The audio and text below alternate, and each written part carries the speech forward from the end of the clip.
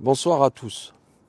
Donc tu es coach des enfants en école de football, alors ce message est pour toi.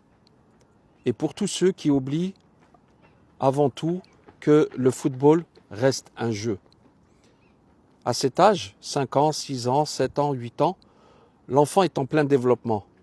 Il va construire sa personnalité, il va découvrir le monde, son environnement, il va découvrir les autres et puis il va se découvrir. Il développe aussi ses capacités physiques, donc on va travailler sur la coordination, l'équilibre, la vitesse, la motricité globale. Chaque mouvement que l'enfant va faire, chaque course, chaque chute, va participer à façonner son corps, sa confiance et puis aussi son aisance avec le ballon. Mais c'est aussi une période où tout passe par le jeu. Il apprend à penser, à décider, à coopérer, à se situer dans un groupe notamment. Donc il va développer ses capacités mentales, sociales et affectives. Et le football peut être un outil incroyable pour ça, à condition qu'on lui laisse la place de s'exprimer. Même dans la nature, quand tu regardes bien, tu es observateur, c'est comme ça. Regarde les animaux, regarde les lionceaux, regarde les chiots, regarde les jeunes singes par exemple, pas loin de leurs parents. Ils passent des heures à jouer entre eux en toute sécurité. Mais ce n'est pas juste pour s'amuser, c'est comme ça qu'ils apprennent à chasser, à se défendre et à vivre en groupe. Et chez nous également, chez les humains, regarde les enfants pendant la récréation. Pas besoin d'un éducateur, d'un arbitre ou d'un programme.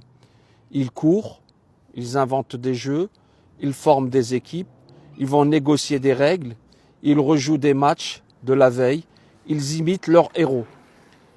Donc c'est du jeu libre, spontané, naturel. Et c'est là qu'ils développent leur imagination, leur créativité et puis leur rapport aux autres. Quand un enfant met les pieds sur un terrain, il ne pense pas à un système de jeu, il pense à ses héros. Donc l'enfant se prend pour Mbappé, pour Ronaldinho, pour Messi, pour les plus anciens, Maradona, Pelé, Platini, Zidane, Neymar. Donc l'enfant, il va rêver, il invente et il joue. Et ça, ce sont des temps précieux.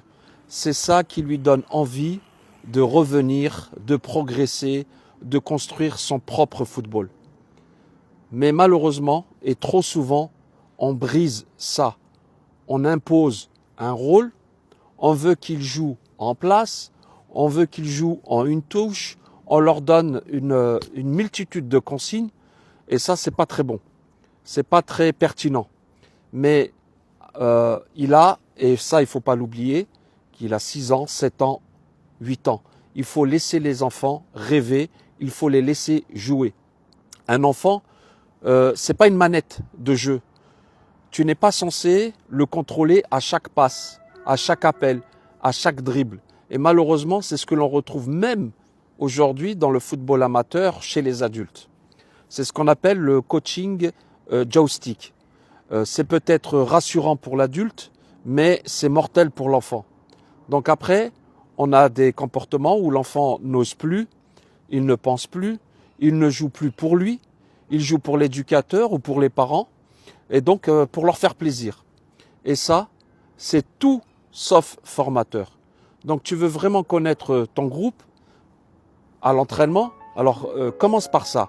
Un ballon, un enfant. Tu leur dis simplement, fais ce que tu veux avec ton ballon. Donc tu donnes aucune consigne, juste de la liberté. Et toi, tu observes.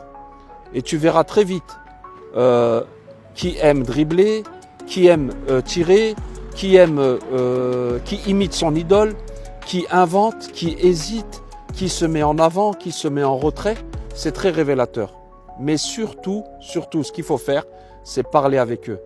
Après ce moment de jeu libre, soit avec chacun avec un ballon ou un ballon pour un collectif, donc tu prends quelques minutes pour échanger. Tu vas leur poser des questions Simple. Qu'est-ce que tu as aimé faire? Tu pensais à qui? T'aimerais essayer quoi? Échanger au maximum. Ce moment-là, c'est bien plus qu'une discussion. C'est une porte d'entrée dans leur monde intérieur. C'est là que tu vas mieux connaître l'enfant. Tu vas connaître son tempérament, son imagination, ses aspirations, mais aussi ses doutes. Tu vas peut-être découvrir ce qui le fait vibrer.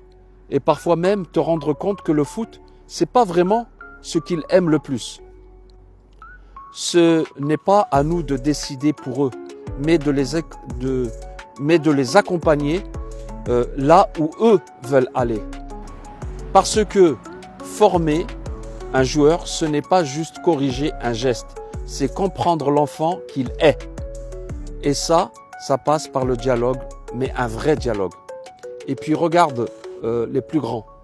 Tu prends, pour les anciens, tu prends Pelé dans la rue, balle en chiffon. Tu prends Maradona dans les bidonvilles, Ronaldinho qui jouait pieds nus sur le sable. Tu prends Zidane dans les cités à Marseille, Ben Arfa. Tu prends Mbappé, Messi, Mahrez, Ronaldo, etc., etc.